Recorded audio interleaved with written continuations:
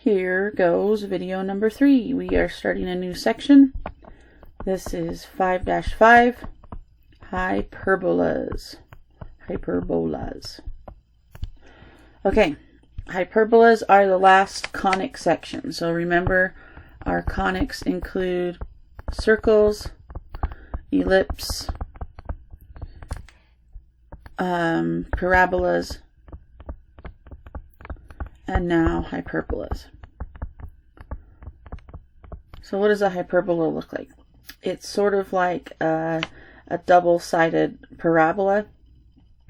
So key features of hyperbolas: you have a center. The center is actually not on the line of the graph, but it's still a critical part of the graph. And then you have two vertices. So vertex, vertex, center. And then beyond that you have two foci, foci. So a hyperbola looks something like this. It's a parabola type graph, but it's like two different parabolas that are going out. And this could of course be along the y-axis too. It doesn't have to be along the x-axis. So we still have the same type of points we do for an ellipse. We have a center, a vertex, and a focus. Realize that for an ellipse, the center's here, the focus is here, and the vertex is here. But for a hyperbola, the vertex and focus switch places. So the vertex is closest to the center, the focus is farther away from the center. Delete that.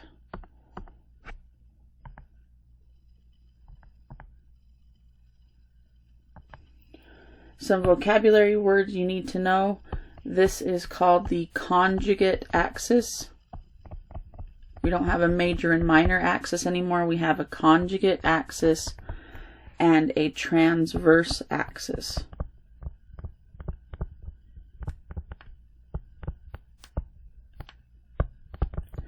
The transverse axis goes through the center, vertex, and focus. The conjugate axis is in the middle or divides the graph symmetrically. Now here's where hyperbolas are a little bit harder and get a little bit tricky. These are not normal parabolas. They actually have asymptotes. Oops. So they're created by an asymptote in this direction and an asymptote in this direction. And then those asymptotes create a box of sorts. And that box goes to your vertex, has a center at the center, and then this value here and here is that's going to be that same B value that we saw in an ellipse. So between your vertex and your center is the A value. Between the center and this random point on an imaginary box is the B value. And then the distance from center to focus is the C value. Here is the equation of a hyperbola with a center at 0, 0. Equation of hyperbola with center at 0, 0. So there's actually two equations. X squared over a squared minus y squared over b squared equals 1. Now you'll notice this looks a lot like an ellipse. What's the difference? It has subtract instead of addition. So why are there two equations?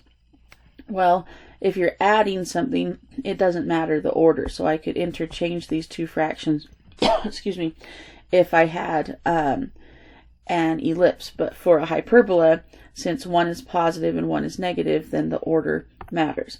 So our second equation is, oh, that's supposed to equal 1, is y squared over b squared minus x squared over a squared equals 1, which is basically the same thing, but just the y is positive and the x is negative. The x fraction is negative.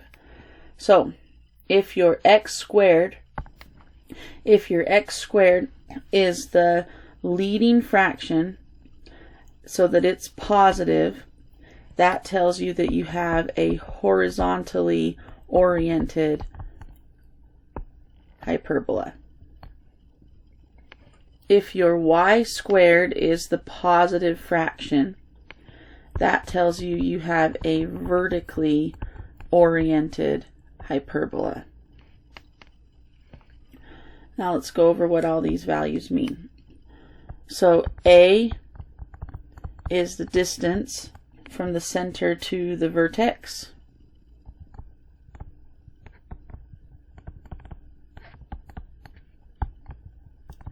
Distance from center to vertex, so that means that you have, that means it's on the transverse axis. B is the distance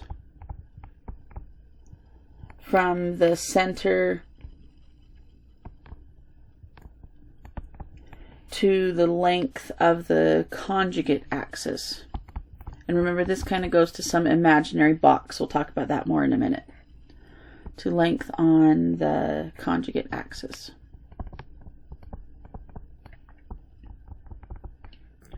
And C is the distance from the center to the foci.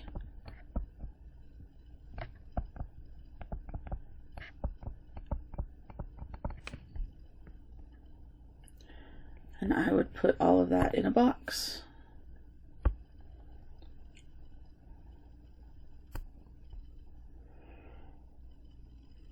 Okay, here is your first example.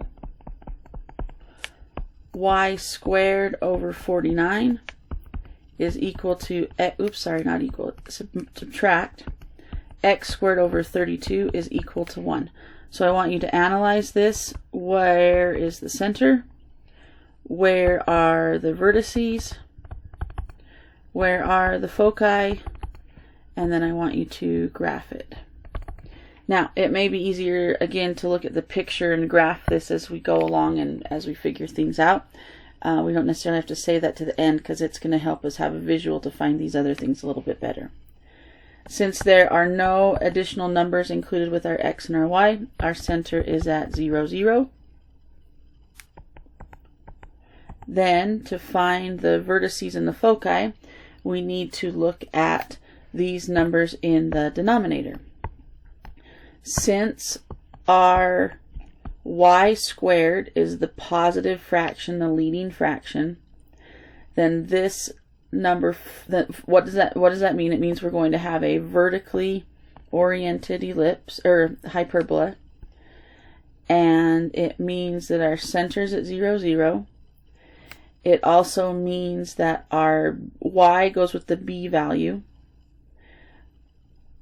So our b value is 7.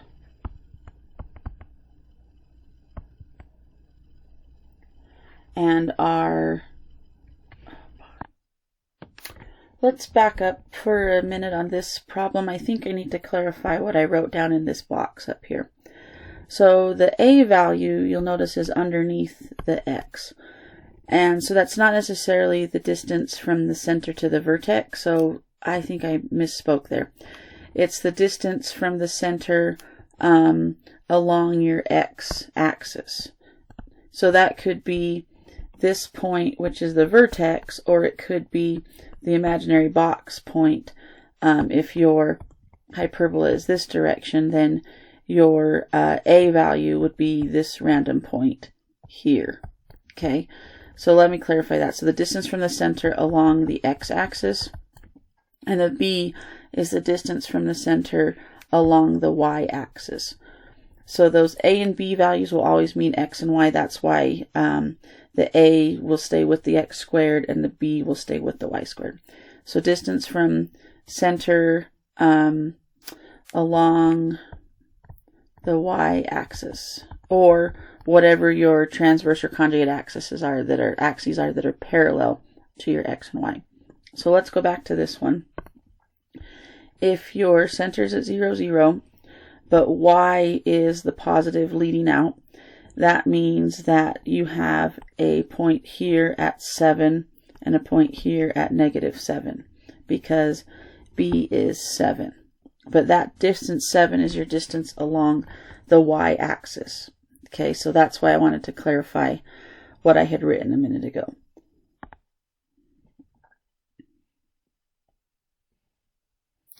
Okay, so then your next number comes from the 32. So that represents your A value. So if A squared is 32, then A is the square root of 32. For graphine's sake, we can approximate this as 5.7-ish. So that's over here, 5.7-ish, 5.7-ish. As far as the equation goes, we don't really need to simplify this. We can just leave it as square root of 32. Okay, so then our vertices are here and here. So our vertices are at 0, 7, and 0, negative 7. To find the foci, we need to use our A and B values. And we also did not put that in our formal box right here. So the C is slightly different than it was for the ellipse. It's the square root of A squared plus B squared. So I always remember that this is opposite the sign in the equation. So when you have an ellipse, this symbol here is positive, and to calculate your C, you subtract. But when you are doing a hyperbola, the sign in your equation is negative, but your C value, you add the A squared and B squared. So I just always remember that those are opposite. I do have a reference sheet for you all. I didn't give it to you last class, and I don't actually know where it is on my desk or on the shelf to give it to you today with the substitute, so I'll just give it to you next week. But you do get a reference sheet for all of these that you'll be able to use on the test as well as on the final. So the foci comes from C equals square root of A squared is 32 plus B squared is 49, and that gives us 81. So the square root of 81 is equal to 9. So that means our foci are, whoops, I drew that in the wrong place. Our foci are here and here, which is the value 0, 9, and 0, negative 9. And then my graph for that one is kind of sloppy, but you get the idea.